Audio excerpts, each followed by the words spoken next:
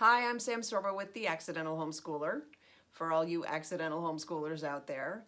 And this week we're talking about choices because, yeah, home education is definitely a choice. It's a choice that you make on purpose, right? So many of our choices are not choices that we make on purpose. In fact, we don't even realize that they are a choice. That was my position when I first started to send my child to public school. I knew that I could choose the public school, so we moved to where I'd done the research and I found a place that had good public schools. I use air quotes for good public schools.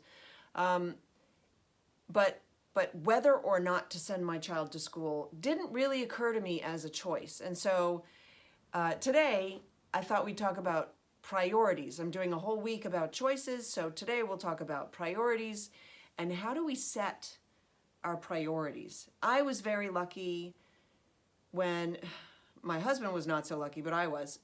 When he had 3 strokes, I was given a choice when he was in the intensive care unit, and I booked a fantastic job. And so I thought I could do the job, or I could stay with him and sort of just be there for him. And he was not able to do anything. He was in intensive care, lying flat on his back.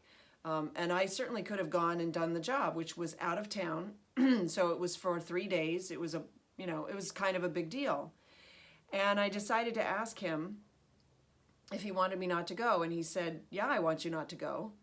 And at that moment, I realized that I faced a binary choice. By binary, I mean option A or option B, and they are mutually exclusive. Now, in this particular case, they were absolutely mutually exclusive. What I then extrapolated was that it was a choice between having my career or having my husband. And so I say that I was blessed with that choice because I realized right then that it was an opportunity for me to set my priorities, which I did, and I'm very glad that I did. And we have a 22+ year marriage, and our book, True Faith, which is embracing adversity to live in God's light, which is about taking on the challenges in faith and embracing them and seeing what discoveries they hold for us. Right? Challenges make us grow, make us better people, basically. So the choice that I faced right there it didn't really force me to prioritize, but it certainly gave me that opportunity. It showed me that I needed to prioritize, or I needed to re-prioritize, right? Because up until then, I'd been thinking, okay, I'm going to have my career and I'm going to be married, and my husband lives in New Zealand and I'm going to live in LA, but I'll be going back and forth and we'll just make this work. And I couldn't, like in my head, I couldn't get a good picture of what that was going to look like. But I figured we'll just make it work. We'll just do it. And by being forced with this binary choice made me see that I needed to prioritize. And so that's what I wanted to talk to you about today, is just this idea of prioritizing. What is the most important thing to you? And if it's your children, or if it's your husband and then your children, or if it's your family and then your work, or whatever it is, you prioritize. And having things of equal priority might be too difficult. Maybe you need to make a list of like pros and cons, like which takes precedence, right? It's not always that easy. It's not always that binary of a choice, either or. It's not.